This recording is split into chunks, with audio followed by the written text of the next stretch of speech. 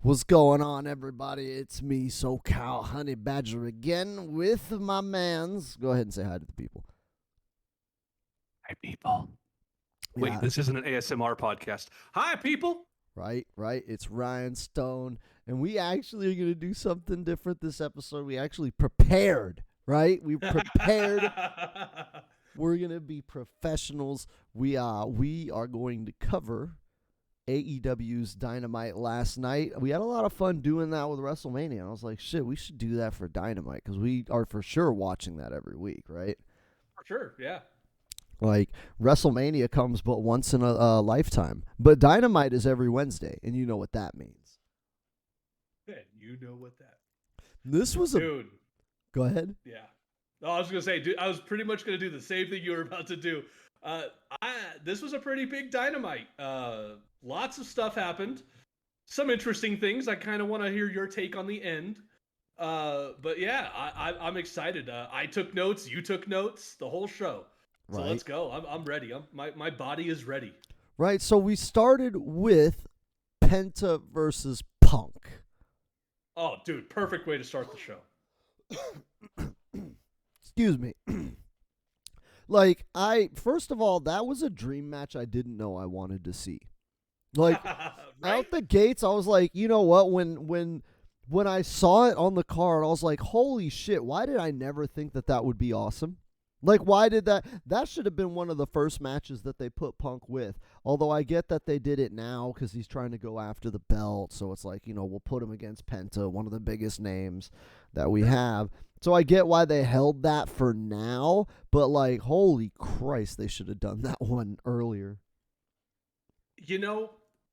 There's so many people on that roster. Like you see the chatter online of, oh, the roster's overloaded, it's bloated, it's too many people.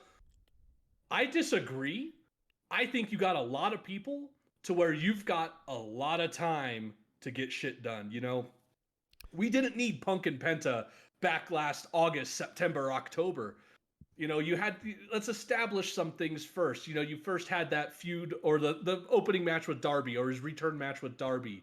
But then you had that months long feud with MJF, which I'm glad they got that out of the way first. Yeah. I think that was a feud. I think if you kind of delayed on that, the same thing kind of like Kenny Omega and Bryan Danielson. If you just didn't get that out of the fucking way, people were going to be like, well, wait, we got to have this. We can't wait for this. And it's just always going to be like, yeah, that's great, but I want this. And I think, we got that with Kenny and Bryan. So we got Punk and MJF out of the way, which was a fantastic fucking feud. But yeah, dude, Punk and Penta, give me part two. Give me part two. So, I mean, instantly the first thing I notice is like Penta is fucking jacked. Right? Remember when he was the fat one? He was the fat one. And it was like Phoenix was the one that was, he's Ray Phoenix. Yeah. And now Ray Phoenix, he's been getting hurt a lot, so he's putting on a little bit of poundage, and Penta's looking jacked. I was like, damn, Penta looks ripped. I bet WWE's regretting, like, we turned this guy down for being fat and not speaking English, and now he's like the most buffest dude, and he's over as hell, and he still doesn't speak English. I'm going to be honest. They could have gotten Penta, and they would have dropped the ball with him. The problem that I have is with like WWE is they're changing too many people. Like, yeah, I know Walter is Gunther, and not a whole lot changed between the characters but the name. But to me, that matters, and we wouldn't have had Pentagon. It wouldn't have been Penta El Zero Miedo. Fucking, yeah, man. I'm just happy that we're getting authentic Pentagon Jr. I still wish we could call him Pentagon Jr. I hate Penta El Zero Miedo. I hate that. But that's the whole point, though. It was a AAA or CMLL. I hate that they have the name, but I know now they're calling him Penta Oscuro. Maybe that's another way to get around the naming convention. That's why they kind of had him go Dark Penta. Yeah, I mean, I love it. He doesn't even really run the Pentagon Jr. gimmick anymore. He's made it his own thing. Like, sure, dude, he but barely Rey even Mysterio's looks made like it his own thing too, but they still call him Rey Mysterio Jr. at well, times, in AAA and whatever, but WWE doesn't call him Rey Mysterio Jr. It's because they don't like juniors. Yeah, but I'm saying That's the like only reason. he hasn't gone by Pentagon for a while. And even then, Yeah, a lot of the people that are getting into like Penta now don't know the history with the Lucha, so they don't even sure. understand why his name was Pentagon and like the whole backstory behind that. It's just like after he became, No Fear, like that was the forefront, and everything Sure. else, the whole Penta lineage was like thrown to the wayside. Like he just used Penta to get his like foot in the door, and then after that, it was like, nah, now we're all about No Fear. Yeah, I get it. I still like the history. I like Chavo Guerrero Jr., Rey Mysterio Jr. I like the lineage of people. It's the same thing. Like I didn't like when they took Curtis Axel and Michael McGillicuddy. Like, why are you changing his name? He's a Hennig. Capitalize on that. You capitalize on the Ortons. He's Randy Orton. Why aren't you capitalizing on these legacies? And that's what I like. I prefer that over changing somebody's name. I like the legacy because with Pentagon Jr., you could reference that history of what his family did in Mexico. With Rey Mysterio Jr., you could reference what his uncle did. I know it's really odd with Rey Mysterio since it's not its father to son, it's uncle to nephew. And there's a whole fucking bout of shit on that one. Holy shit. Drugs, jail time with Rey Mysterio Sr.'s actual son. So yeah, Damn. I just like the legacy. I like that portion of it. I mean, I like the legacy too, but I just like how he's taken it and made it his own. Like, Sure. I mean, I'm familiar with the Pentagons of the past just because, I'm old. But, like, for somebody that's younger, like, Penta being his own thing is kind of like a gateway drug to that old shit. Because there's a story behind his name and his gimmick, even though, like, I guess the mask is kind of the Penta mask. He doesn't have the white It face is. anymore, though. Like, he just has the white, bone makeup or whatever. Yeah, down at the chin. Well, Yeah. that's because he's doing the Dark Penta character right now. If he ever just goes back to Pentagon Jr. or Penta El Cero Miedo, he'll be, and that's probably the whitest pronunciation of that ever. Um, he'll probably you know go back to what he originally looked like. I loved the Pentagon gear personally. Uh, even like if you go back and watch like All In, that black and gold one, oh, I loved that. Oh, yeah. Especially in AEW. That's I mean, come on, he's got the colors already. Yeah. Yeah, dude. I love Pentagon. That was somebody that I was surprised my wife got into. She's not typically into like the lucha guys. She loves the Lucha Brothers. Well, yeah, I mean, like, I feel like the Lucha Brothers, they're almost like Rey Mysterio in that they transcend Yes. Lucha. Because, like, you look at Yes. other luchadors and it's like Hoovy never got as over as Rey. Although Hoovy was Nope. probably one of the more over luchadors in WCW. But, like, other luchadors, Psychosis. Psychosis never got as over. Unfortunately, it's a shame El Dandy was never the megastar he was destined to be. Too many people doubted El Dandy. Yeah, that was dumb as fuck, man. Now we're Yeah, all you never living to doubt El regret it. Dandy. We're regretting it to No. this very day. But it's like Rey Mysterio transcended Lucha in that, like, he could make it work outside of Lucha. A Yeah. lot of guys can't make Lucha, like, I know Kalisto and Grand Metalik really struggled to make Lucha work at WWE. And Ray is like the They, only guy that did it.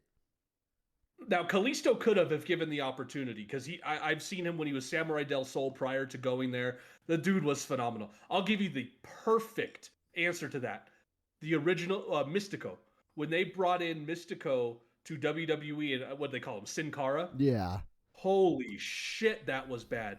One, you've got a only lucha trained guy trained and lucha. While yes, the training for lucha is very similar. They do everything to the right side, where Americans and pretty much every other country in the world do everything to the left. Don't It's Japan still work the very, right very side, though? weird.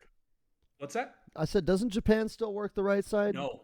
Not anymore? The only people that worked the right side was Mexico. And I got to be honest, when I worked shows in Mexico, it was easier when I had someone that spoke English on my opposing team or even broken English. I was cool with it. Yeah.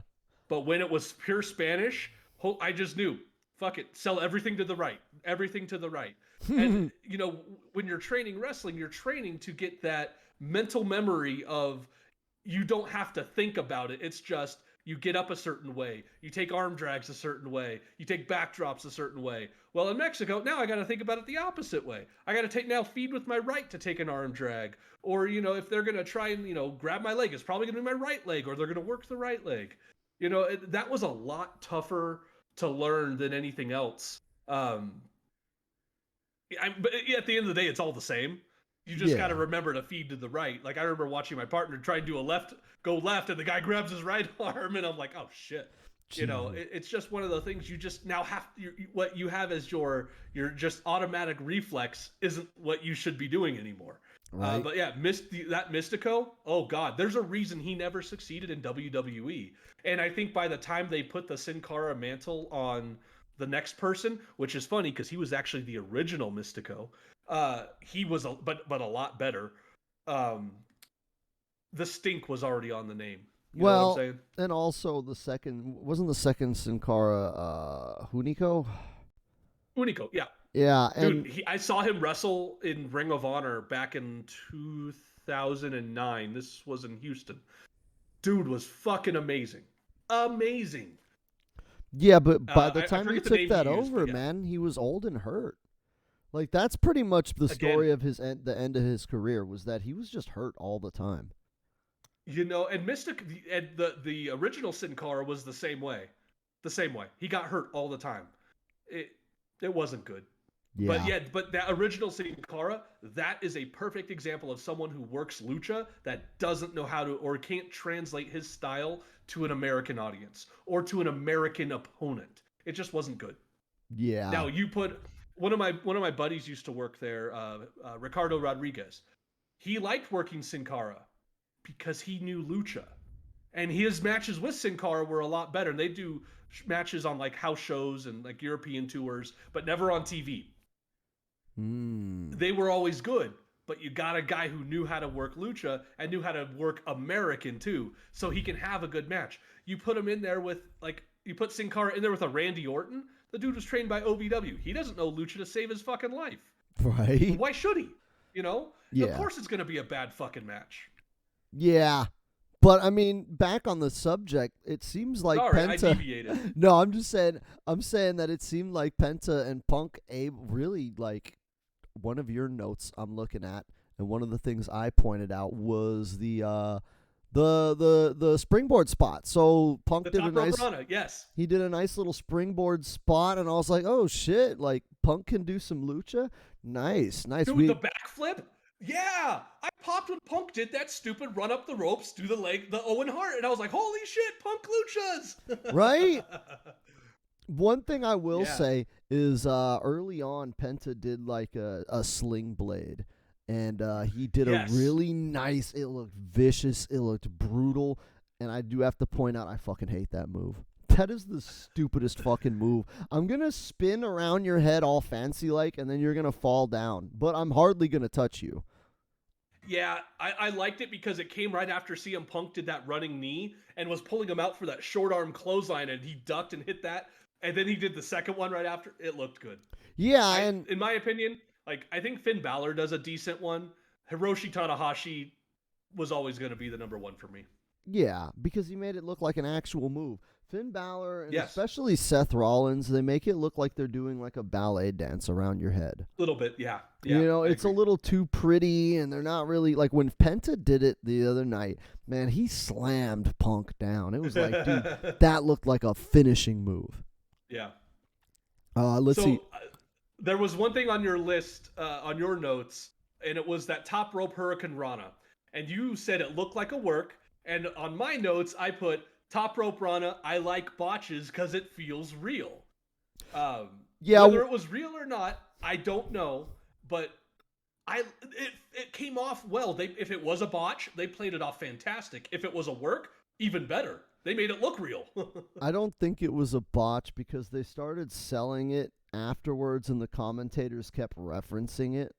It seemed a little planned the way they sold it after. When it happened, it was like, holy shit, did they fuck that up?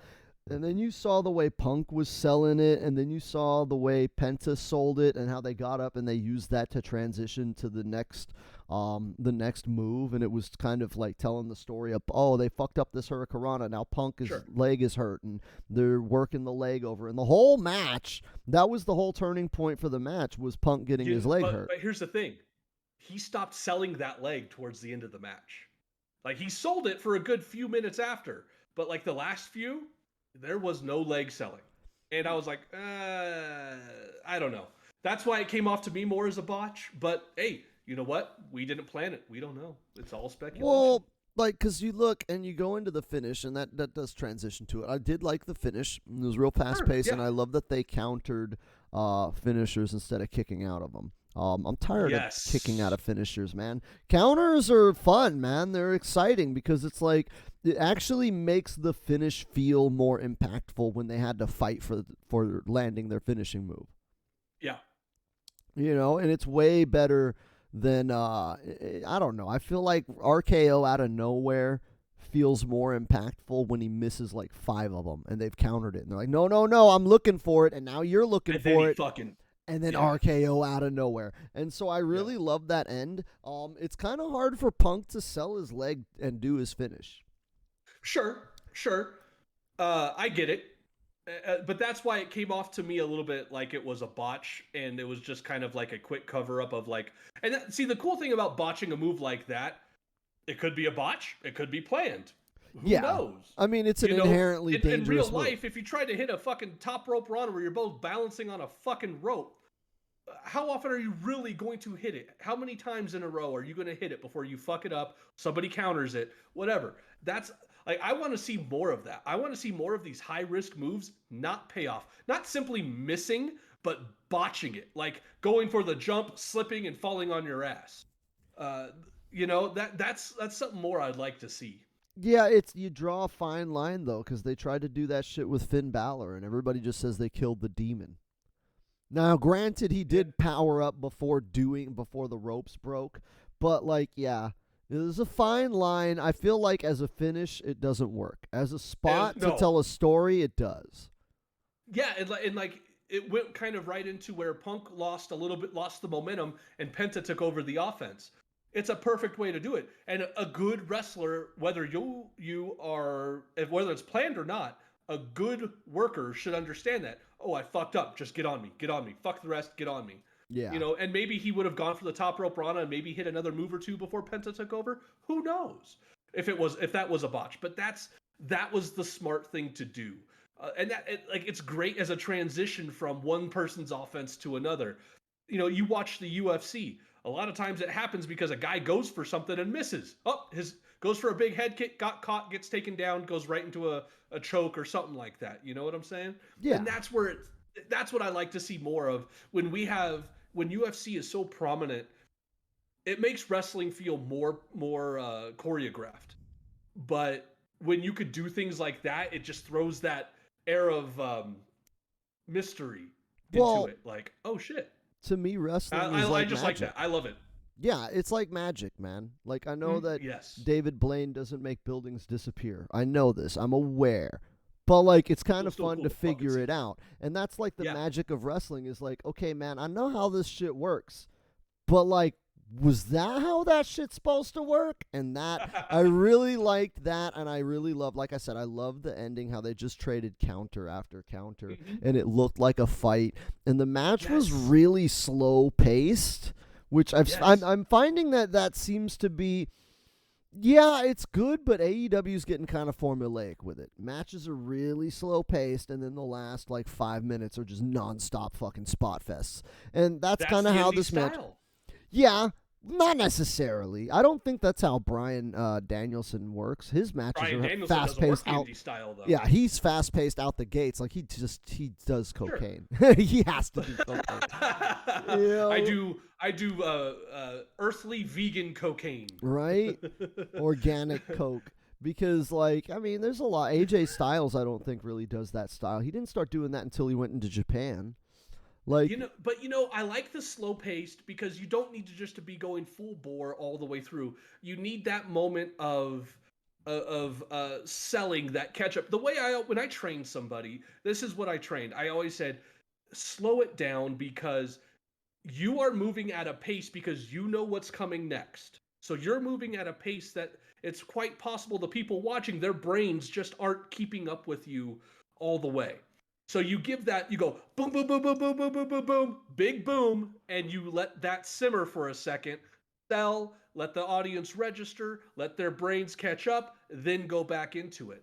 You can Well, still have a slow paced match and do that. Like when you watch, like if I watch like Bobby and Omos, that was just way too slow for me. There was never pace. The pace never picked up. I'm fine with slow as long as the pace picks up. I But don't have a it's like problem with slow though. My issue is that it's starting to get formulaic. okay, They're sure. starting slow and then they're building and then there's a big spot and then it's spot fest to the finish. And it's starting to get that way. And one of the things that kind of made Punk stand out a lot in AEW was that he didn't really work that style. And you can't say Punk doesn't work the indie style. The motherfucker helped invent it. So it's like you can't be like, "Oh, well, Punk doesn't work the indie style." Motherfucker, he created the indie style. Like But he he's was never been a like 100 miles per hour from the ring of the bell. no, But he especially hasn't. like you look at Penta and Punk, this was their first interaction. Now, if this was like match number 5 against each other, I would have expected this to be a fucking fight from beginning to end, fast paced as fuck. Well, and yeah, You know? again, I'm not discounting the match. I enjoyed the match. I'm just saying that AEW Sure. is they got to be careful with it because here's the deal, man. We all know in wrestling what matters, the finish.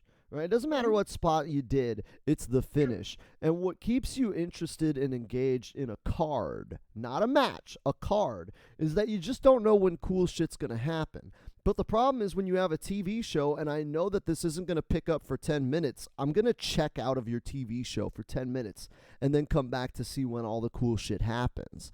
And But AEW also, is you got to getting think that. about this. You are watching the Fight TV feed.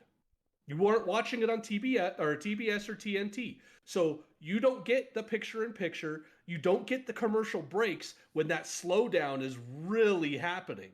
That if you Yeah. watch the slowdown, it's commercial break time. So listen to the commentators. It's that commercial break time, and that's where that slowness happens. Because I noticed myself when I'm not taking notes on the show, I noticed I kind of check out during the commercial breaks a little bit. Sometimes cool shit happens. Like if you watch an FTR match, cool shit happens the entire fucking match. Oh, yeah. Um, but when you watch most matches, the commercial breaks are pretty boring. Yeah, the And rest when you holds. like go to Raw, go to a SmackDown, it's the same thing. The commercial breaks are boring. It'll be, oh, he's thrown to the outside. We'll be right back. And then they're milking the crowd and doing this. Yeah, but I I'm think saying we're that is part seeing of the that. issue is I think if we actually had the commercial breaks, because I see what you're saying. I don't feel that on pay-per-views. See, I I do feel feel that differently. some way on pay-per-views. Okay. On See, I certain do see what you mean, but I only see it, I feel that way on TV only. okay. There are certain points where, like, especially in the early point portions of a match, the really, they really AEW really likes to play up crowd reactions, Mhm. and I Yes. think it's oftentimes to the detriment of the story. Like And B, absolutely. so, like, a lot of times they'll play up the crowd, and it's like, wait a minute, you fucking hate MJF, and you're about to choke him. Why are you posing? And you get a lot of that stuff where it's like, dude, you were in his face, spitting in his face, yelling at him, I'm going to fuck you up this Saturday if I'm taking the belt. And then now you're posing, and then he's posing, and it's like, I thought you wanted to kill each other. And It could also be a little bit because AEW is a little bit less structured in terms of probably oh, matches yeah. being put together. WWE overproduces everything, where AEW kind of lets the talent dictate some of this stuff. I know they have producers and the producers do help them, but I think that sometimes it's maybe a little bit to their detriment that you've got a lot of really green, and I don't mean green people overall, but green in terms of television wrestling. Yeah. You know, you got guys who have been wrestling on the indies for 10 years but never wrestled in front of a television camera. Yeah, but then or you get national television camera. then you get someone like Ruby Soho who like instinctively mugs for the hard cam. Like you're like, hey, we're on this camera angle, but she's mugging for the hard cam. She can't help it. It's hard to get out of that. You know what I'm saying, man? Like, I remember there were times where when I started doing shows where people actually filmed it, I tried to focus my attention more towards that hard cam area.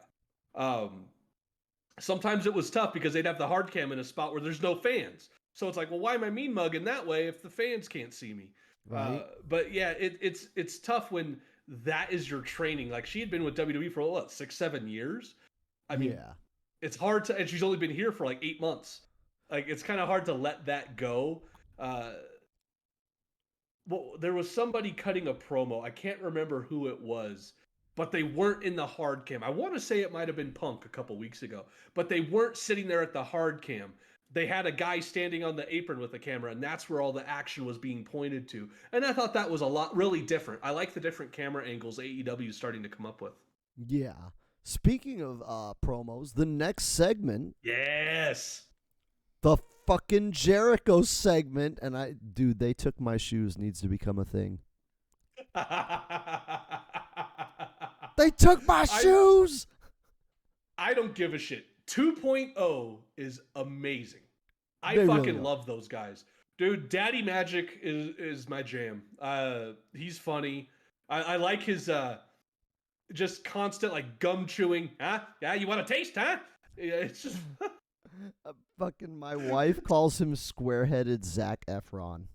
Because if Zac Efron had a square head, that's what he would look like. And I'm like, I can't unsee this now.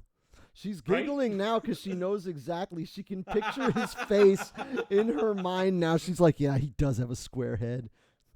Fucking Jericho-holic. That's funny. The next time I see it, I'm gonna watch Rampage tonight, and I wonder if he's on it. I want to see it. I want to see if he's the square-headed Zac Efron. Right?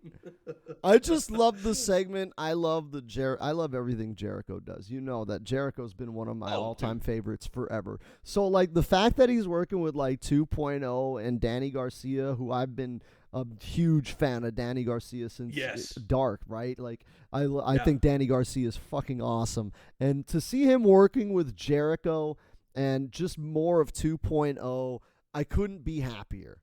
Right? Like, Hager's the only one. He's going to bring those guys up to another level. Hager's the only one I feel like is dead weight. Like, because he's the same Hager he was in the Inner Circle. He was just the muscle who was quiet in the background. And I'm cool with that, because you know what? That's your heater, man. And I'm cool with that. You don't need to have everybody be different. I love that they're calling themselves sports entertainers. And the best part is since 2.0 literally just got released from WWE last year. Right. And they were It's so great. And they were from the Work Rate show. They were on 205. So that's funny that they're the sports entertainers. They were on 205. They were on NXT, and they were doing the same thing they're doing now. Nothing changed. They were 2.0 on the Indies. Went to WWE. Did the same type of gimmick. They changed their names, but they talked the same. They acted the same. Everything was the same. They had a little talk show every week that they would put on Twitter. They did nothing with them. They go to AEW. Of course they're golden because they know how to fucking work. They know how to fucking promo, and they're entertaining. I love that they call themselves sports entertainers. It's brilliant. Even like Daniel Garcia, when he says it, we beat up pro wrestlers. Oh, fuck, dude. I love Daniel Garcia, how he acts extra cheesy and cringe. Like, he's like, yeah, I'm a sports entertainer. I beat up wrestlers. He makes all his over-the-top facial expressions. I'm like, this guy's fucking golden. This guy's this guy is golden. I could put him on TV all day. Every time, and everybody's like, oh man, AEW doesn't care about their main events. They keep throwing Daniel Garcia in the main event. Fucking jobber. And I'm like, dude, Daniel Garcia is usually like the best part of Dynamite. Like, and on shows where he's on it, he's usually the best match of the night. Usually. Dude, the dude is fantastic in the ring. Like, I think he's still trying to find the personality for television, but he's close. I think he's really close, and I think Jericho's going to get it out of him. Right. All right, so moving forward, next spot. Oh, Red Dragon. Dude, I love Oh. this match. I Dude. fucking love this match. But I have my first complaint. All right, so this is uh Red Dragon challenging Luchasaurus and Jungle Boy for the AEW World Tag Team titles. Noticed what I said? Jungle Boy and Luchasaurus. You know what? Where the fuck did Jurassic Express go? I think it's because they don't have Marco Stunt. They don't It want to didn't matter. call They it. were calling them Jurassic Express prior to Marco even joining. Oh, really? It makes no sense to me. They even were calling them Jurassic Express post Marco leaving. I don't know why they stopped calling them that. It's a great name. I think it's I mean, probably because they want to separate the two. Because you know they want to They- push Jungle Boy as a singles. Yes. Eventually, he's going to get. I don't think he's time yet. I don't think it's time yet. And I even put that in my notes. I put Jungle Boy is going to be even bigger than he is, but it won't be called Jungle Boy. Yeah, I mean, He eventually will be Jack Perry Yeah. or something else. I just don't see AEW World Champion Jungle Boy. I see AEW World Champion Jack Perry or something of that ilk. You know, that's Well, you see that's that my thought on Jungle Boy. the commentators are already calling him Jack Perry more often than not. That's because of Jim. Jim started that. I don't think they would have had Jim not called him Jungle Jack. Yeah, because I think Jim Ross understands that nobody wants to see Jungle Boy as the world champ. But Jack And Perry he's not wrong. as a world champ could work.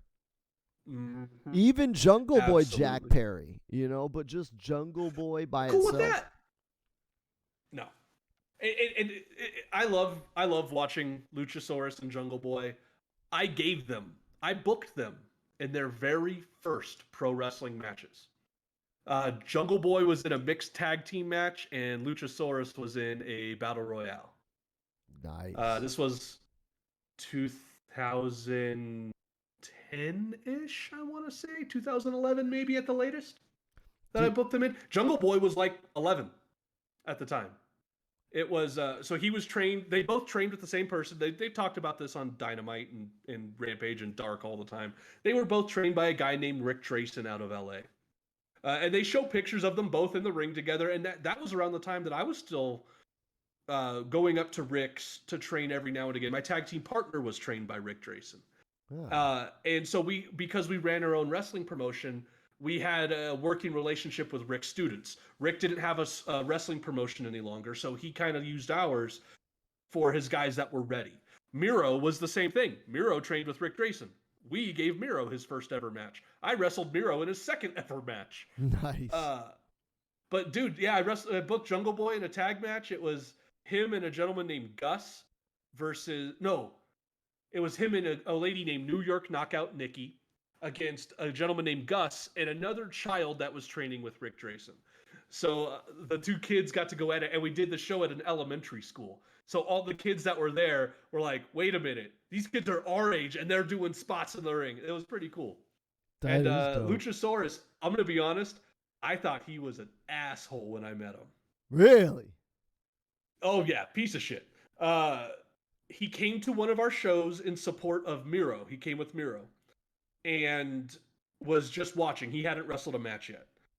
And he was standing in the audience, but when people who've trained to wrestle or you're training to wrestle and you're in an audience for a show, don't try and hijack the show. Don't try and get yourself over.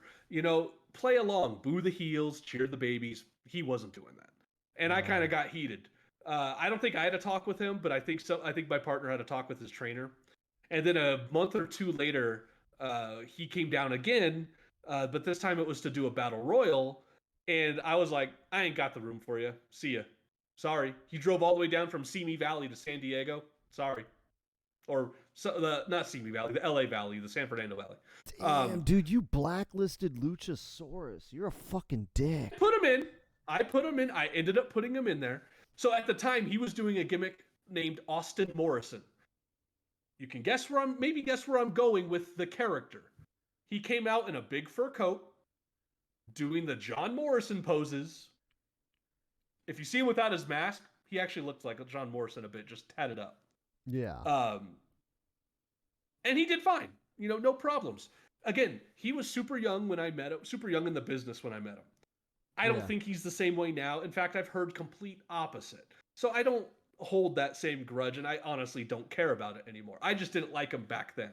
I'm I'm a just huge giving fan you now. shit. I'm just Oh, I giving you know. shit for Oh, I know. blacklisting Luchasaurus. I don't know how that guy isn't broken yet. Like, he does spots that people his size shouldn't do, and it's cool that he does, but I'm like, yo, dude, how are you gonna walk, man?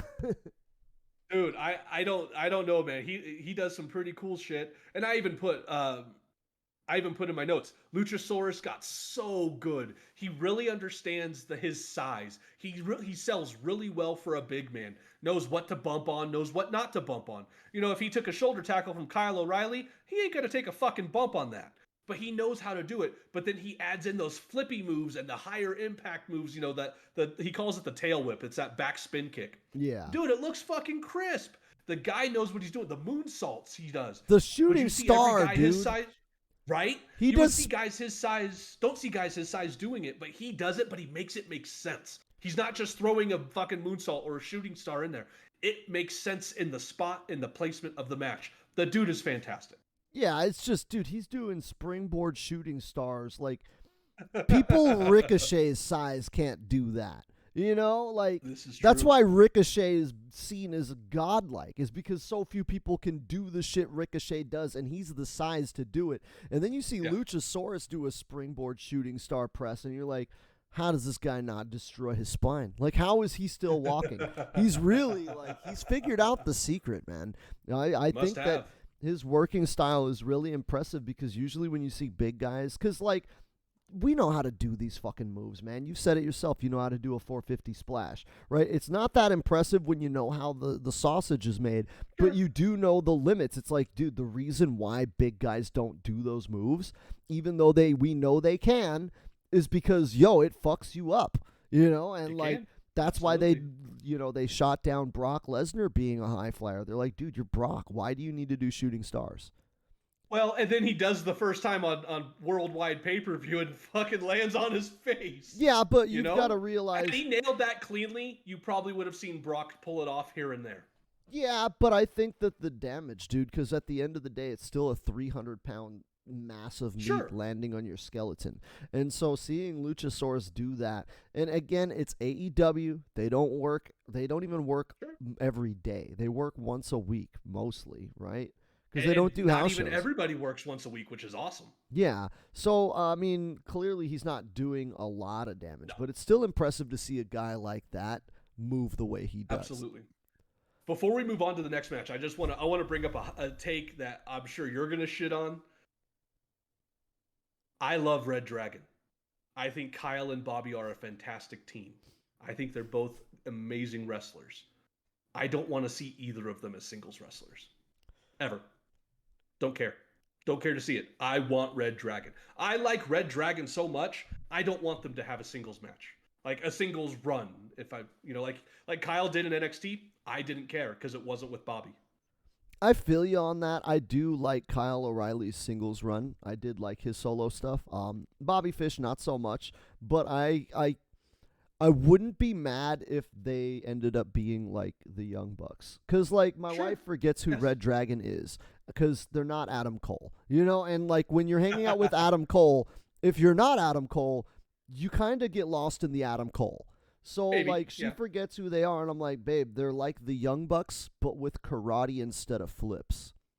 And then, like, we watch the match, and, like, she's, like, not really, during the low points, she's not really paying attention. And then all of a sudden, they do the Red Dragon spots, and she's like, holy shit, how come I've never seen this? And I'm like, babe, this is what they do every fucking match. Like, this That is go what home Red... sequence I thought was amazing. Fucking phenomenal. I wish Red Dragon took, well, at the time, I wished Red Dragon took the belts. Then FTR came out, and I said, fuck it. Nope, give the belts to FTR. I don't want Luchasaurus and Jungle Boy with it. I don't want Red Dragon with it.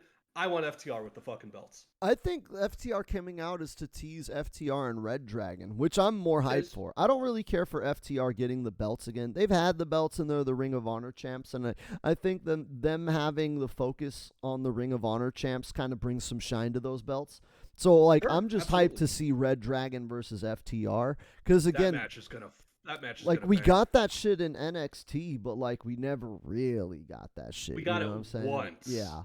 Once. And I think that was like FTR's like leaving the territory types, almost out of the Yeah. territory type shit. Yeah, dude. Or maybe, no, they came back for like a surprise, maybe. I don't remember. But I know we got it once, but dude, I can't wait for that fucking match. I just want FTR to have the belts again. I want to have, give them the AAA, Ring of Honor, AEW, give them fucking everything. Give them the Impact belts. They're one of the best teams in the world. They're one of the, in my opinion, them and the Young Bucks are the greatest tag teams of all time. I'm saying that. Yep. I'm saying that. I love watching their matches more than any other tag team I've ever seen. I can't. But that's me. I can't not put Usos and New Day in that conversation. I think they're fantastic, but I think Bucks and FTR are ahead of them.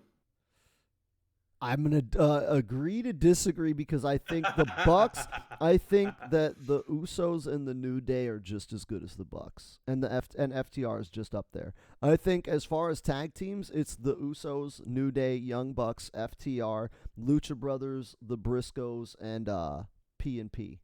And that is Okay. like that. I feel like those 7 teams are so even. I couldn't pick like a best out of them, like to sit there and say, okay, who's better, FTR or the Lucha Brothers, and it's like, fuck, man, they're so different and they're so good that I couldn't pick. I honestly, this is something I wanted to bring up. Honestly, people are saying, when's the next wrestling boom? And I think it's happening now. Like we're at the start of it, and one of the things that's always a telltale sign of a wrestling boom, everybody knows this and everybody agrees it. Tag team wrestling gets hot. Remember, dude Attitude so Era, we had TLC, right? Yep. In the 80s, Road Warriors, the Bulldogs, Heart Foundation, tag team wrestling gets hot. That's a big boom. When I compare this era to the Attitude Era in terms of where we are in terms of a boom, I think we're at the point where Bret Hart just spit in Vince McMahon's face and called everything bullshit after that cage match with Sid on Raw. You know what? That's where we are in terms of the start of the boom. Like, that was the beginning of Bret's turn to the Hart Foundation stuff. And I think that's where we're at. We're at the very tip of that boom to start happening. We're just waiting just gonna get better. We're waiting for Scott Hall to show up at Nitro. That's what it is. That's what it is. His name is Cody Rhodes. And I think, honestly, Cody Rhodes showing up on Raw is going to be the catalyst. Because, like, I still believe that this is some Forbidden Door shit. Until Tony Khan comes out and says, yeah, no, we're not fucking with the WWE. They're very coy, and he has kept everything from AEW. Everything. That is literally... The only reason... He didn't even do that shit before AEW. That wasn't his theme song before AEW, was it? Yes, it was. As soon as he left WWE, he had Downstate produce that song. He bought the song, paid them to do the song for him. He's used that song in Impact, Ring of Honor, New Japan, everywhere he's been since leaving WWE. Okay. But, I mean, he's basically transplanted his whole AEW gimmick. And I know he was doing that in Impact and Ring of Honor. Well, Ring of Honor, he didn't really have the bleached hair. And neck tattoo was an AEW thing. The neck tattoo was an AEW thing, yes. But he didn't have, like, the Nightmare Factory, none of that type of stuff. That's what I'm saying. But, yeah, I think that's the catalyst for WWE. I think Cody Rhodes I think that's going to be a pretty big fucking deal. Do you think he's going to take it from Brock or from Roman? I hope so. I think that's what would make Cody Rhodes in an instant at WWE. Not right away. I don't think he needs it right away. Maybe SummerSlam do it. See, man, but the problem is, as hype as that would be, I want to see how long they can keep that thing on Roman. Dude, this is the closest we're going to get to somebody maybe possibly touching Bruno Sammartino. And I'm not saying I want 10 years of Roman. I'm not saying that. He's already over 500 days. But, we just need another, 75% more, and we're there. And then who's he going to tie up for there? That would be Backlund, right? Well, isn't Sammartino in the 2,000 range? Sammartino had a 10-year run, though. Yeah, okay, so like 3,600 days maybe. Okay. Yeah. I So don't know. no, Bruno Sammartino had a 10-year run with the belt undefeated. So I don't expect anybody to ever touch that. But like No. Roman, people are saying that Roman could get up there with like Pedro Morales and Bob Backlund. I think Pedro Morales was the next longest with like 7 years, and Bob Backlund was like 4 years. I don't know exactly, but like I think Roman could get into like Bob Backlund territory. And I, as much as I want a new champion, fuck, dude, we could never get that again. This is No, the we one won't. chance we've got to get one of those legendary runs, and you know that this Yeah. is just to wipe away CM Punk having the longest modern run, right? It's just to Well, they already wiped it out. Roman's already well past it. He's in like the 500s of days. And Punk was at 462. I just pulled it up. Punk is at 462. Roman Reigns is, wow, is he not even, wow, really? Combined days 129. That can't be right. no. He's at least had 2 years. He's at least had 2 years. I would think. That's odd. Well, Wikipedia, update your shit. I'm just saying I don't Yeah. want to take the belt off him just because we may never get another chance like that. I just think it's Oh, I really agree. cool. It's really cool to have those things. To me, it's like the Undertaker streak, man. I would rather just let that rock as long as possible.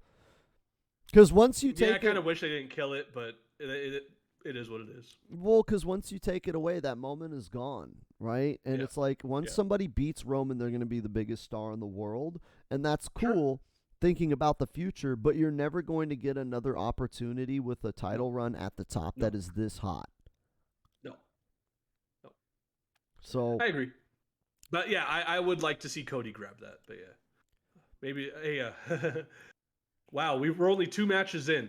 right? What is our hold on, how much time do we have left? We have 15 minutes left. That ain't let's see. fucking happening. We're going over. Just Right. like Dynamite, we're going over. Right? But dude, next thing.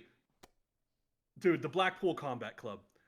I wrote, BCC is my fucking shit. Give me them all the time. And motherfucking Yuta. Yuta's a fucking star. I don't give a shit that people say, oh, he was a jobber 3 weeks ago, blah, blah, blah. I love the progression from being a part of the best friends. And then that turn of him going, I'm not worried about being the best friend I can be. I'm worried about being the best wrestler I can be. He was waiting for this opportunity. And Danielson was the one that brought it up first about Wheeler Yuta. And dude, Yuta he's still cringy with his fucking promos. I'm not gonna lie, but maybe they can get him there. Regal's a freaking genius. He can get him there. But dude, Yuta, I'm all in. I I'm love all in him. on Yuta with the Blackpool team. I love it. I think that his little promo was like hilarious. Friday, the work begins. Right? Like that shit was fucking hilarious. I love Wheeler Yes. Yuta's work. I thought he was one of the highlights with the best friends. I liked that for a while. His finish was a pin. You don't see that a lot, except I guess now Right. that's Xavier Woods' finishing move. Fuck it. I love it. But I just like it, man. It's like if you're gonna win, like you win by pinning. Why aren't people coming up with like you would think? You know, in real wrestling, people are coming up with different pins to beat each other. Why aren't in fucking pro wrestling? So I always like that about Wheeler Yuta. His promos are cringe, but they're the best kind of pro wrestling cringe. Like they're pro wrestling cringe. Like if you didn't watch Sure. wrestling, you wouldn't understand. No. But as a No. wrestling fan, you're like, fuck yeah, dude. That's right. Friday the work begins. Get the memes ready. Yes. Dude, I'm fucking pumped. I love Wheeler Yuta. I saw him once at Beyond Wrestling on like IWTV or something like that. And I thought he was really good, but it wasn't until AEW that I started seeing him more, and I was like, whoa, this kid could fucking go. And he was trained by Chuck fucking Taylor. And he's just You know? as smooth as Chuck Taylor. Dude, Chuck Taylor's the smoothest dude on the roster. Yeah, but Wheeler Yuta is up there. I can't think Yes. of too many people as smooth as Wheeler Yuta outside of like No. Bryan Danielson. You know, it's like, yeah, Bryan Danielson's smoother than Wheeler Yuta, but like you got to go there to find it. Yes. Now, like, could he be the next Bryan? I don't know. I hope he's just the first Wheeler Yuta. I fucking love his matches. I saw a tweet and I thought it was the absolute dog shit take. This guy said, I love Wheeler Yuta in the ring, but I turn off his matches every time I see him because his gear is so ugly. And I'm like, F you, man. That's stupid as fuck. You don't like his gear, so you turn off his matches, but you called him incredible in the ring? You piece of shit. I like his gear, but I like it because it's ugly. He has the I'm ugliest gonna be fucking honest. ring gear in the world, and I love it. I would love if they turned him into like their young boy. So like in Japan, they put all their young boys in black trunks, black boots. I'm not saying go that toned down. Maybe give him if he wear. I don't think he wears kick pads, but I'd be fine if they did black trunks with like Yuta written on it, black knee pads, black boots. You know, break him down and build him back up, and then get him into this flashier gear. Take away, and that's the thing about New Japan. You don't need a character. You don't need gear. Take all that away. All you're learning is fucking wrestling. And I think that's something that they could do with Yuta that I think would be really fun. I don't think he needs it, though. I think he's there. He just needs to tighten up his character more. But as far as learning wrestling, shit, dude, I don't think there's a single thing I I'm could just saying teach him. in terms of like in kayfabe. In kayfabe. Okay, You know yeah, what I'm in saying? kayfabe, yeah, that makes sense. That's what I'm saying. In kayfabe, I think it would be cool to do that because he's the young boy to the BCC. Sure, he's been wrestling a number of years. No, he definitely isn't a young boy. But like he's the trainee. They're bringing him to their level. Like even after that match with Mox last Friday on Rampage, right after it, Mox said to him, "Now the real work begins." That's I figured that was the callback. That's what I was thinking. I was like, oh shit, what if they just repackage him as their young boy? Like we're training him, 10 push-ups right now. If you didn't see, the Blackpool Combat Club did the dark match, not a dark match, but like a dark promo after Dynamite went off the air, where it was them, Danhausen and such, and Ricky Starks. Yeah, dude. And they made Wheeler Yuta do push-ups. Holy shit. The thing is, it's on YouTube. You can actually find it on YouTube. AEW posted it. oh, okay. I'm loving Blackpool Combat Club, and I'm Yes. loving Wheeler Yuta, and Yep. I'm loving that whole thing, man. I'm really high on Wheeler Yuta. I kind of want to see where they go with it. I Yeah. thought the promo was hilarious, though, just for that Friday the work begins. I do like that they're using Ring of Honor as kind of like NXT. And they're using like Yes. the mid-card belts at Ring of Honor to boost up, unknown talent, and then the main event belt is still Gresham, right? They're still going to have a big name, big draw. I don't care what anybody says, dude. Gresham's a draw, man. Like, if you're a wrestling fan, that dude, he will draw a house. He's a main eventer. He's not, just because he's not on WWE or AEW doesn't mean Gresham isn't a fucking main event. Yeah, I agree. And he's so good. Jonathan Gresham is just so good. On the mat, there's very few that could compete with him. Yeah. Period. The dude is amazing. What was the next segment? Oh, Jamie Hayter's promo. See, I didn't take notes on it. I watched it.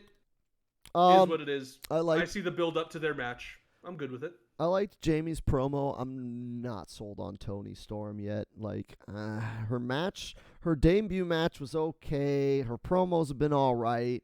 I wasn't really high on her when she was at NXT. Right. Like, I want to see more of her. I want to see her do some awesome shit because everybody seems to talk like Toni Storm is amazing. And I feel like Toni Storm's going to be like another Ruby Soho. That she got talked up because she came from NXT and she made it to the main roster and she was awesome. And then she goes into AEW and kind of flounders, even though I don't consider Ruby Soho floundering. I can't deny that that's public perception. No, you're right. You're absolutely right. With Toni, I think she just needs to find her footing still. Jamie Hayter, I'm going to be honest, I've watched Jamie Hayter. I don't have a problem with Jamie Hayter. I just don't care. Really? I hate saying that. I hate saying that. I just don't care. I kind of liked her as, not necessarily the lackey of Britt Baker, but kind of the muscle for Britt Baker. I kind of like that. But like the matches to me haven't been blown away spectacular. They've been good. I'm not going to lie. It's just nothing has captivated me with Jamie Hayter yet. What I've been seeing with Jamie Hayter, the problem I've been having with the way they've been using her is they've kind of been using her. She's one of the more veteran workers they have. And they've kind of been using her to carry lesser skilled workers, which makes her matches suffer. Because, like, they're putting her in there with, like, sky blue and, like, really, really green workers. There's But You Jamie have to Hager. be at a certain level to be able to carry people at that level too. Yeah, and I don't know if Jamie's at that point. It's the same thing like when I look at different wrestlers, like I talk about the Lucha Brothers, where they can go and have good matches with anybody despite being primarily Lucha Libre. And it could be somebody green, it could be somebody veteran. But they're that good, they could do that. I don't think Jamie's up there yet. She could definitely get there. Absolutely, where she could have banger matches with Sky Blue. I just don't think she's there yet. Yeah. Moving on. Oh, we're on to MJF's little program. MJF and Captain Sean Captain Dean. Sean Dean. I love that Captain Sean Dean is coming up with new ways to beat MJF without actually beating him. He got the DQ. So he's got the count out. What are they going to do now? They've already used those. I think the next one he's taking the loss. Dude, I think they're gonna give him a schoolboy and be like, oh, he actually pinned him now. That would be pretty cool. And it'll be a schoolboy, There was one spot in that match that made me sit up and go, holy shit. Max had his arm and he was pulling him towards the buckle and gave him an arm wringer and he flipped into the buckle. Dude, that spot looked phenomenal. It looked like it fucking killed Dean so bad. Oh yeah, I'm glad they're doing this with Dean. Like, he's kind of been on Dark for a while, and he kind of only comes up to do these squash matches on Dynamite. But I am glad that they're doing stuff with him, man. He's a lot better than you would think. Oh, he's fantastic. He's actually one of the liaisons booking the extra talent for like Dark and stuff. Oh, okay. Well, that makes sense. Yeah. Because, Sean Dean is awesome, but, I'm used to him just being the Black Guile on Dark. And it's like, oh, hey, that guy. I had to explain that to my wife. She's like, who is that? And I'm like, oh, he's Black Guile. His theme music even sounds like Guile's music. And I was like, yeah, he's got the blonde flat top. And, yeah, that's not enough of a descriptor, I guess, because she forgets who he is every fucking time. But, you don't see him, you forget. But, yeah, I like Sean Dean. I haven't seen really anything he's done that was bad. I enjoy it. Hey, I'm glad he's on the roster. Right. Now, there's one thing about this that I wish they were going to keep doing. I love Wardlow breaking into the arena every week. I'm pretty pissed that after this match, they did the whole thing where he's going to wrestle somebody else. And we'll get to that promo. But I love the fact, I even wrote in my notes, I hope we see Wardlow break into the arenas every week for a year. I would just love to see him come in, decimate a whole bunch of fucking people, but then they all swarm him and they get him out. But there was something funny that happened. When he got to ringside and he started power bombing people. My wife, so he gets somebody set up for a power bomb and then rips off his shirt and then does a power bomb. My wife looked at me, she goes, "Why did he have to take his shirt off before power bombing him?" And I just said, "Hey, that's wrestling." And she goes, "Oh, yeah, that's true." Yeah, man. Just say, "That's wrestling." Yeah, dude, why would you wear a shirt if you're trying to power bomb someone? It'll get in the way. Right. It'll get in the way, right? I just found that funny. I do like this Wardlow feud, mostly because MJF is, awesome.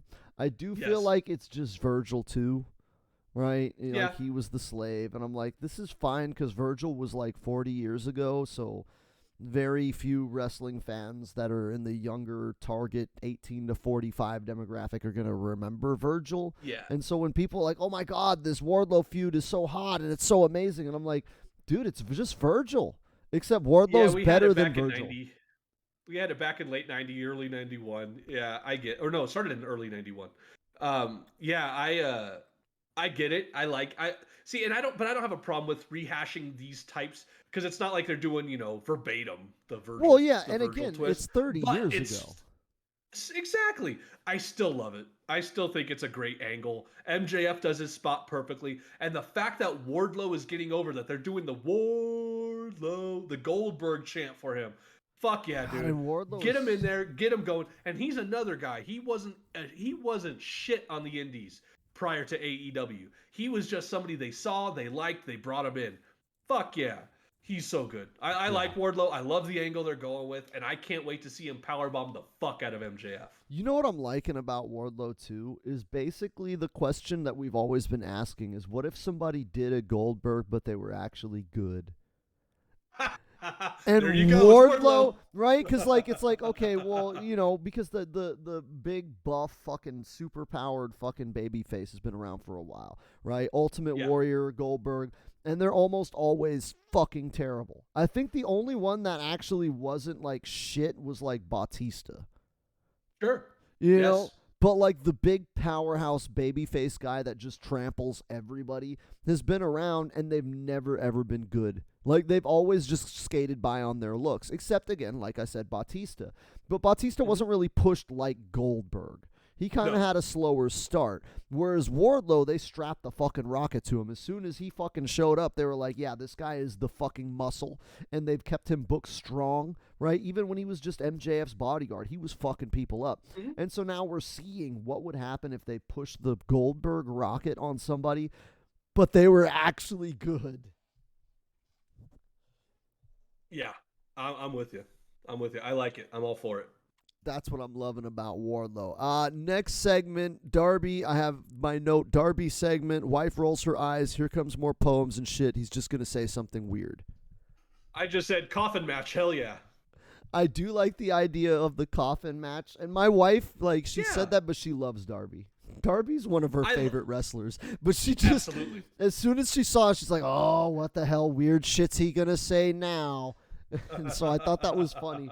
And he did. He came out and it was a black and white video where he fucking read some poems and said weird shit. You know what though? He's so different than everybody else, and I always compare him to Jeff Hardy in terms of having that interesting charisma. He doesn't fit the mold of what you would look for in a professional wrestler, but he's a fucking professional wrestler. Everything he does, I'm drawn to it, and I don't know why. He's captivated me. Dude, I just love Darby Allin. I can't wait for the coffin match. I'm happy they're utilizing that part of Darby. And I get it, you know, the half dead face paint that he has. It makes sense to have a coffin match. He's not the dead man, you know, like Undertaker, but it makes sense for his character. Well, his finishing move's the coffin drop. Exactly. So, you know. It's what it's always been. Let's see. Next segment, my wife put the Malachi feud into perspective. He looks so easy and evil and scary, but then he says, I'm going to go feud with Fuego because he's tiny and colorful. Ha, ha, ha, ha, ha. And I'm like, you know what? It's true, though. Malachi Black True. is like this big, and he's got the fucking Brody King and fucking Buddy Murphy, and they're all scary and shit. And then he's like, yo, I'm going to fuck up Fuego. Hey, cool. I think they're going to have a fantastic match. Oh, yeah, obviously, but I do think it's hilarious that, like, It Malachi Black is feuding with a fucking scrawny fucking luchador jobber. Yeah. Fuego's the star maker, though, dude. Let's be honest. Miro was over, but he was 10 times over after that feud with Fuego. Dude, I don't know what it was with Fuego. He clicked with people, and I was watching Dark when he was on there all the time, and you know this was back during the Jacksonville era of Dynamite, and dude, Fuego was the man, you know. He really is. Let's see. Next match was the 6-man Eddie and P&P versus the Jericho Appreciation Squad. I love this match. I love the finish. I was so happy the heels went up and they went up dirty. I'm so tired. I don't like always seeing heels win clean or hitting their finish and it's over. It was a bat straight to the back. 1, 2, 3. Danny Garcia pins Eddie Kingston. Dude, that shit was amazing. And that match was fun too. I love that it didn't feel like a wrestling match. And this is the one thing I always say about Eddie Kingston. His matches and anything he's involved in feels real because he makes it real. Look at the amount of times he got so mad he jumped off the apron and went and attacked the illegal guys too. You know, it just made it feel like I just want to get my fucking hands on these people. Right. And it was so good. And all Eddie Kingston needed was the fucking opportunity. That's all he needed. And that match with Cody, set him on the right path. Eddie's the man. He's been the man. He just needed the shot. And he needed to be Eddie Kingston. He can't be anything else. He has to be Eddie Kingston. Dude, right. He's so good. And the fact that it has P&P in there, which they're one of my favorite tag teams in AEW. So it's like Eddie Kingston and P&P, like I don't have anything to say about this match. It was fucking glorious. It was everything I needed in my wrestling, right? Like I like Chris Jericho. Every member of this match is like a dream match for me. I was just like, fuck, dude, Right? we got Chris Jericho, we got Garcia, P&P. It was just glorious. I have nothing else to say other than that match was glorious. Everybody involved was amazing. So during that match, I had a conversation with my wife, and I looked over at her and I said, Chris Jericho is one of the few guys. Now, you and I didn't really see him in ECW and Mexico and all that at first. Yeah. Our first introduction was when he first came into WCW. Think about this. We've been watching Jericho for almost 30 years. Oh yeah, dude. Like How crazy. We've watched his entire national televised career. We've watched it all. And I'm like, he's one of the few that we could say that about. Where we goes like, oh, we saw him right when he came into WCW, and you fucking loved him as soon as he came into WCW. No, I I didn't when we like went the to Bash at the Lionheart. Beach. I didn't like him as Dude, the Lionheart. It when was we went once to he Bash did at the Beach Jerichoholic. '99, you were all about fucking Chris Jericho, and I think he wrestled Rey Mysterio at that show. Yeah. That was prime Ralphus Jerichoholic era. And that was when I got in. It was when he turned heel. When he was the Lionheart and he was just a pretty boy babyface, I couldn't have given two shits about Chris Jericho. But when he turned heel, I was like, this guy is the future. I remember that switch in you. I remember that switch. You became the Jerichoholic that he kept calling everybody. That was you. Right? Dude, it's so crazy just watching Chris Jericho in 2022. Remember going, shit, we watched that dude back in like 96, 97. Dude, I remember watching that dude wrestle when he was younger than I am now. You know? So it's just so cool to see that. And I love that when I look at Chris Jericho, he's not just somebody we watched from 30 years ago and have watched him grow. We watched this guy come in as a rookie on WCW to being one of the most legendary, greatest professional wrestlers of all time, consistently reinventing his character. Dude, I'm so pumped. Dude, we so were pumped there. to see where he goes from here. We were there. We were there when on he December beat 9th, The 2001, when he beat The Rock and Stone Cold in the same night, man. I was there to see it. And, oh, man, just think of how spoiled we were. That card was Stone Cold versus Jericho and The Rock versus Kurt Angle. And that was, like, not even the full card. Undertaker fought RV fucking D. We were marking out, chanting ECW when they were doing their hardcore match. Hell yeah. Dude, Undertaker versus RVD was the shit. Okay, we're getting on another tangent. What was the there next we go. thing? Let's keep going. MJF's promo was great, but what the fuck was Butcher doing? That's his little thing. I'm going to be honest. I think Wardlow and Butcher have a potential banger on their hands. I like them both. I think they're both good workers. Well, I'm pumped for Wednesday. Now, I wish Wardlow was just breaking into arenas for a year. I said that. But I think him and Butcher could have a pretty good fucking match. Well, now that Butcher's band broke up, dude, he's going all in. I mean, you see he's in the best shape he's ever been in. Like, right? Just from 6 months ago, the Butcher looks like a fucking different person. He's like, what? I don't have a band anymore? All right, fuck you, dude. I'm going to get swole. I love the Butcher. He's so good. I love Butcher and Blade and Bunny. I love their whole act. I love that they stick out, like when they were with the Hardy family and now with the Andrade family. They stick out because they're mercenaries. Yes. They're supposed to be hired guns. They're not. Everybody's like, well, they don't dress like the other guys. And I'm like, no, that's the point. Have to. The point is that Butcher, Blade, and Bunny are their own fucking thing, and they're just there for the money. Well, Bunny's there because she's crazy, but Butcher and the Blade are there for the money. And I love that whole gimmick. I love that they're mercenaries. I think they're awesome. They have a fucking amazing look, too. No one else pulls off that look like them. And they started that on the indies. I saw them as a team. Well, I had heard... So Blade was wrestled under the name Pepper Parks, and Bunny was Cherry Bomb. And at first, when I first saw the Butcher and the Blade pair up, I didn't know who Andy was. And that's the Butcher's name. Yeah. I forget the name he used, but I don't know if he was always the Butcher or not. But I first saw them, I want to say it was Beyond Wrestling. And it might have been one of their American Ranas, or it was one of their weekly shows that they were doing for a while. But the first time I saw them, I was like, oh, they're different. But I knew who Blade was. I didn't know who Butcher was. but I got impressed really quickly. And like I said, Bunny wasn't a part of it. She was, I think, still down in TNA as Allie. But Blade was in TNA for a while too. Well, I mean, that's Um, where Bunny blew up, as Allie in yes, TNA. I mean, yes. she had a legendary run there.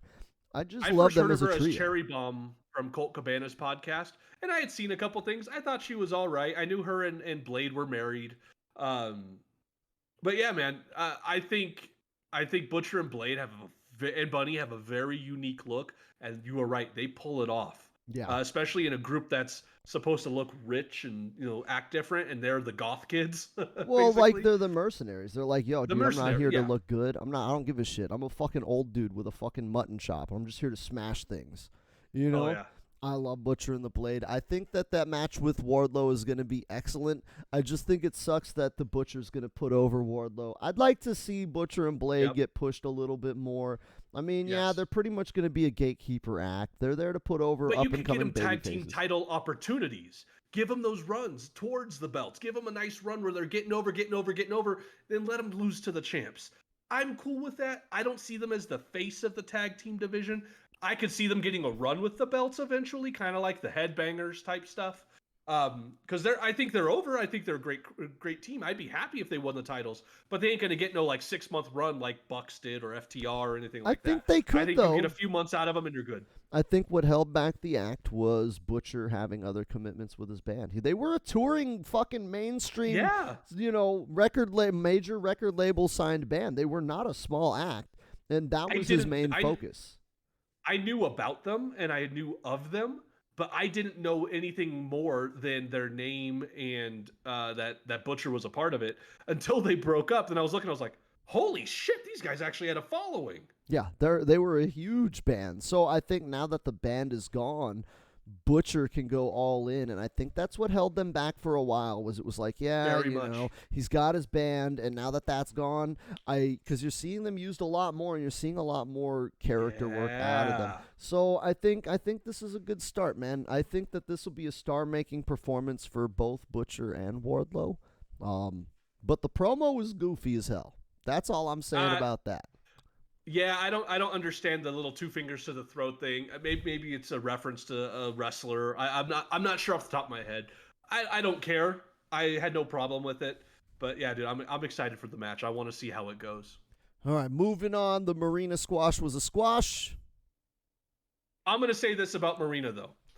When I watched her and Jessamine Duke in NXT, they were trying to be sports entertainers. Marina is an MMA fucking killer. Yeah. She's not a sports entertainer. They were trying, even though they were paired up with Baszler, they kind of seemed like they were trying to have the bigger personalities than Shayna, and it didn't fit. To me, it felt like they were forcing their personalities out, and it wasn't what they meant. Now, Marina as the stoic killer, I buy that Well, she's because I've watched her in AEW's the Shayna UFC. Baszler. She's basically Yes, and running I think you Shayna's can gimmick. make her as dangerous. I want her to beat Jade Cargill. I want Marina to be the TBS champion. Um, because I think you can make her like the Asuka, the Baszler. You can make her that for AEW. And sure, you could still do that even if she loses to Jade. But she's got an opportunity here.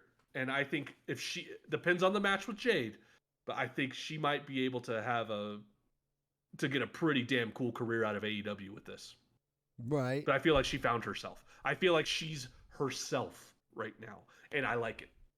All right. Then after that, we have, I put Danhausen and Hook feud needs to do something soon. And it really does. Yes. I at least have them like interact. Like this whole I cursed you and he walked away and now Danhausen is talking to himself and it's like, yeah, this isn't doing it for me, man. This isn't the Danhausen that got me excited No. when he signed with AEW, and No. they're kind of leaning too heavily on how meme worthy these characters are, and I'm like, Well, dude, here's the thing. Danhausen has a broken leg or had a broken leg. I don't think he's cleared to wrestle, so they're just utilizing him this way. I think once he's cleared, you will probably see Danhausen and Hook will probably just absolutely just cream Danhausen. right? I just need them to start doing some shit, man. I like both of them, but this every week Danhausen just pointing at Hook and Hook walking away is doing nothing for me. I'm with you. I'm ready for either both of them to move on or just have the match and move on. Yeah. All right, next match. Next segment. Ooh, Go for Ricky, it. God damn Starks. Hell yes. Bro. Like That pop in New Orleans. I was fucking geeked. I had goosebumps. I fucking love Ricky Starks. dude, I don't like that people forget that he's a pillar. And you've probably talked to Ricky Starks and you don't even know it. Really? Well, I'm sure you know it based on my notes, but dude was as active on the wrestling figs forum when we were. His name was Mark, just Mark. Yeah. And I found that out, I don't know, more than 10 years ago, probably 15 years ago, because I started hearing about Ricky Starks, and a guy that I knew that I trained, I didn't train him, but he had come through my school at one point. He was like, and we were talking about something, and he's like, wait a minute, you're into wrestling figures. And I was like, I love wrestling figures. He goes, wrestling figs? I was like, been on the board since high school. And he's like, have you heard of Ricky Starks? I'm like, oh yeah, I've heard rumblings of this guy's name. He goes, that guy, his name was Mark on the boards. Him and I used to always talk and stuff. And I was like, oh shit. I went on the boards. Yep, there's his fucking account. And you can go back to like when you and I were active on that board in like the late 90s, early 2000s, and you see his posts. And I'm sure one or both of us has interacted with him on that message board way back 25 years ago. That's a trip, dude. I love Ricky Starks. I love Team Taz. I like anything with Taz. I love Team Taz. Yes. Like, I love Team Taz. I think Hobbs is probably the weak link until last night. Until that Dynamite. He was now I don't weekly, think. Yes. Well, he was green. He was very obviously green. His matches with been around though. That was the thing. Hobbs has been in the NorCal. It was in the NorCal wrestling scene for a long time. Yeah, but I want to say he started short. No, he wasn't on TV. He just did the NorCal Indies. But yeah, dude, I think they booked Hobbs kind of weaker than Ricky and Hook and all that. But yeah, after Dynamite, whoo. Yeah. Hobbs that was a star-making performance for Hobbs more than Ricky, even though Ricky got the biggest reactions. It was only because it was his hometown. But dude, that match was great. Swerve and Keith Lee did their fucking part too. I even wrote this. So Tony Khan did an interview a week or two ago, I forget, where he had said, "How do you have Keith Lee and Swerve and let them go?" And he's right. Now people are saying after Wednesday that Keith Lee is now just another guy on the roster. One loss doesn't make your fucking career. He's still Keith motherfucking Lee. Same thing with Swerve. But because I thought they did an excellent part. I thought Starks and Hobbs had a better showing, to be quite honest. And I know you liked it. I didn't. I didn't like the moonsault off of Keith Lee. You know what? I just liked it because that seemed like a Swerve thing. Swerve, because you're not really familiar with him in NXT. And one of the things in NXT is he's kind of like a mischievous kind of guy. And he does all these like goofy spots that they just seem real creative and, like I said, mischievous. He's gosh.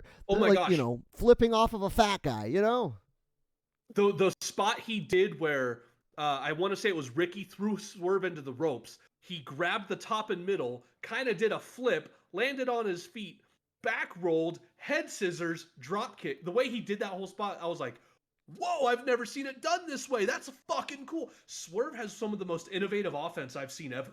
Dude, watch his stuff in NXT. Man. Watch his North American title run. The dude is fucking I'd rather legit. watch him in AEW. Yeah, I get that. But, like, his North American title run. Because, like, you got to look at that era of NXT, right? Yeah, like, NXT sucks now. But, like, Swerve, like, during that era, like, you still had Adam Cole in there. You still had Keith Lee in there. Like, Swerve's era in NXT was, a little bit after Keith Lee.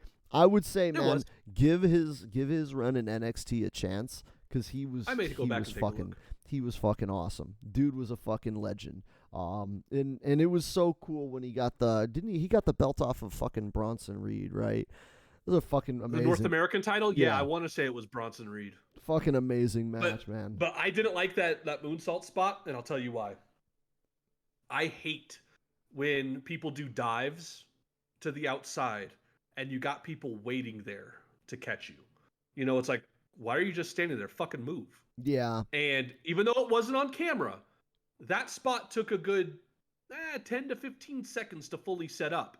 But if you watch right before that, Hobbs got thrown to the outside. Ricky got thrown to the outside. But look, right before they try to set it up, Hobbs and Ricky are just standing there already. They weren't selling down. They weren't hurt. Like if you had done something like you tossed Hobbs out of the ring and then you pick Ricky up and you gorilla press him over the top onto Hobbs. And then while they're selling up, you get Keith Lee right there, tag swerve, climb up, moonsault.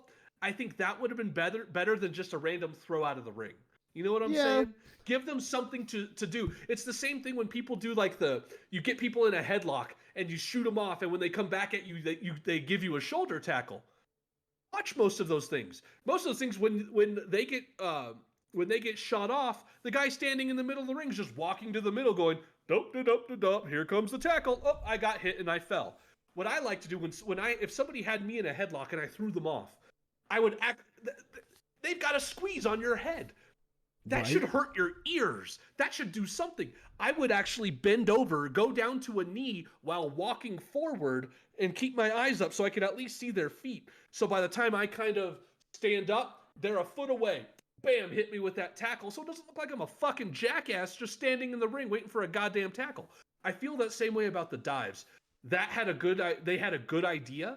I just think that they needed to give Ricky and Hobbs some more offense to put them down while they set it up, then did the moonsault. I think when they do that, it makes those guys look like jackasses. Now, they didn't show it on TV, but I just knew from the previous camera cut, seeing where Ricky and Hobbs were standing, and then it took another 10 to 15 seconds. I'm like, they were standing there for 10 to 15 seconds just going, catch, I'm here for a catch. I just don't like it. I agree with the that. Best way I put it, my tag partner always said it best. Everybody knows wrestling is fake. They just don't like it thrown in their face. Yeah. And to me, a spot like that is throwing it in the face that it's a choreographed sport. Like, and again, maybe I liked it because it was on TV and I didn't see it live and they had camera cuts to hide that shit. Because I agree with you 100% when I watched that shit at an indie show and I'm like, really, dude? Because if I was trying to fuck that dude up, I wouldn't be standing here waiting for him to backflip onto me. Right? So right. I get you on that. And again, maybe I enjoyed it more because of the camera cuts. But I just love the idea of Swerve doing a backflip off of Keith Lee, man. That's just a fucking funny idea to me. It's a great idea. I fucking love it.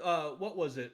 Seth Rollins did it back when he was on the Indies. He did it off of a big fat dude in the audience. You know, he's like, hey, stand there. And he did a fucking running moonsault off the motherfucker. You know, like, I like those spots. They're innovative. They're different. It looks cool. And like, you were right. They didn't show it on TV. And the only reason it went right through my head was as soon as he threw out Ricky, I was like, something's up. You know? Yeah. Exactly. I feel you. I feel you on that. I enjoyed. All right. I did enjoy the spot, but yes.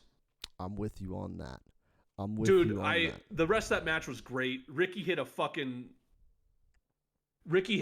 awesome spear. The pounce where they threw fucking, I think it was Ricky off the top and fucking. Oh, yeah, that pounce was dope. Keith Lee's pounce.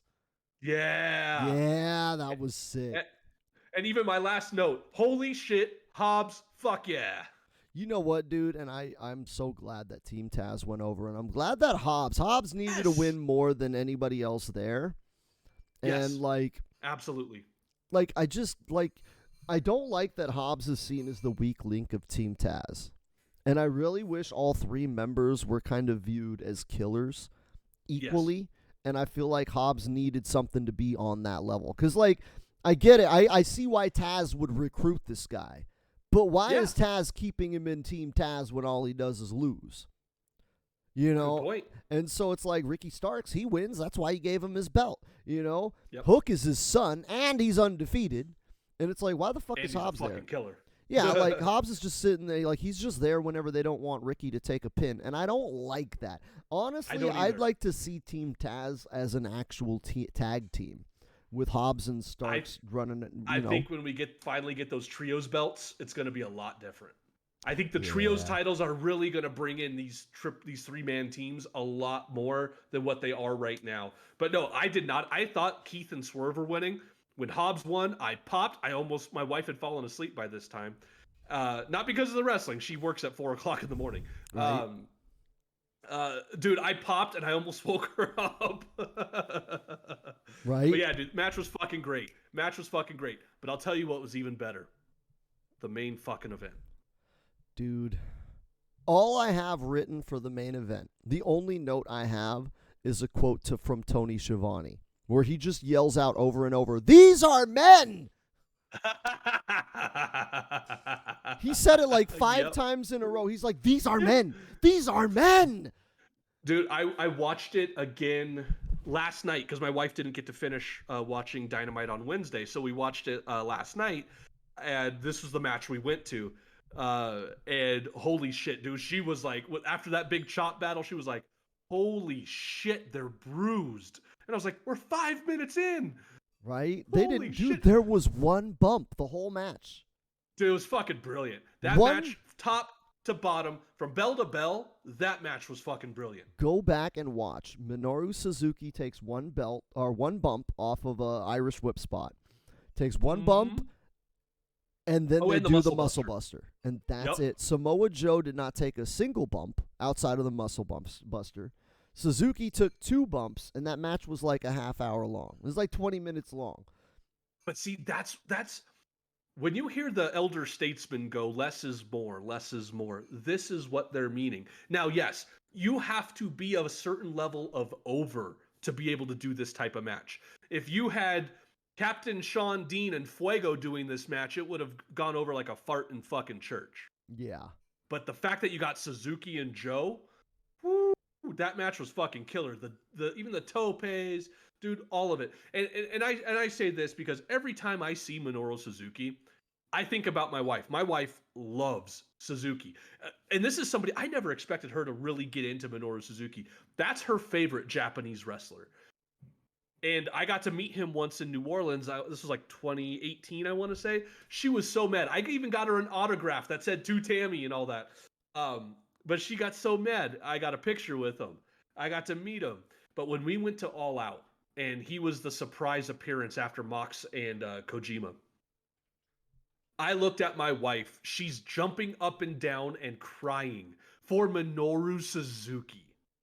Like, she cries for 2 people. I cry like Ric fucking Flair. She cries for 2 people, Cody and Suzuki. Dude, that's all I need. Suzuki's the fucking man. Joe's the fucking man. Bell to bell, the match was perfect. It was. Like, there's like I said, I have no other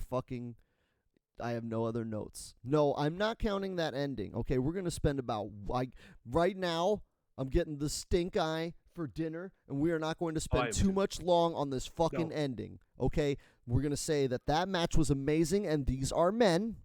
And then afterwards, we got AEW's Kali. I think I put it in a decent way. This really feels like when WWF had first bought WCW and didn't really know what to do with the brand yet because they hadn't solidified that yet. I feel like that's what they're kind of doing with Ring of Honor. I think it's great. I love the fact that they're bringing Ring of Honor stuff. I would have been fine if it was just Jay Lethal and Sanjay because I actually liked the whole present and it was the middle finger coming out. That was right. I loved it. I popped. But I think, and even Tony Khan said this, I shouldn't have done the lights out. He goes, I think it would have been better if it was just he came out from the crowd, came out with Sanjay and Jay, and he did it for a business decision. This guy is actually very popular in India, and they're doing this to get more views in India. So I guess Sanjay and this guy are actually going to be doing some like Indian press. So I get why they did it. The way they did it, though, I agree with Tony Khan. The lights out, lights on, unless it's a known, somebody brand new or somebody that is more imposing. Like, if they did the lights out, lights on and Sabu was there, place would have gone fucking apeshit. It wasn't Sabu, it was a big giant dude. I think the problem is I didn't care. It's another giant Indian when we already have it's taken us 10 years to wash the taste of Kali out of our mouth, and you're giving us another fucking giant Indian? He's training with QT Marshall at the Nightmare Factory. They called it the AEW training facility in Atlanta. That was funny.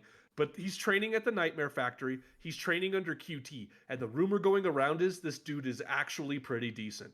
I'm going to I'm going to say that the way they introed him was shit. It was awful. It was shit. And I'm not going to speak about it again. But I'm actually intrigued to see what he could do. When QT says, just wait to see him in the ring. Okay.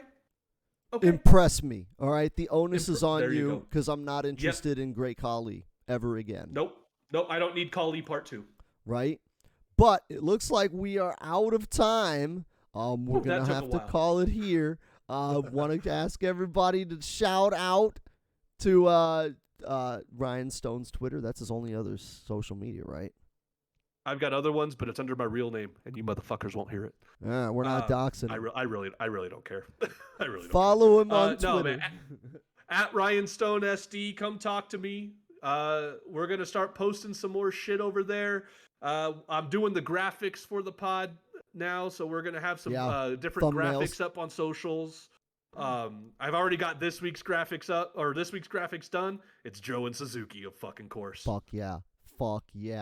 All right. Well, I'm Soul County Badger. You know where to find me. I'm on Twitch, YouTube, Twitter. All the links should be in the description, so make sure you give those a look. Thanks for stopping by, Mr. Ryan Stone. Another overtime.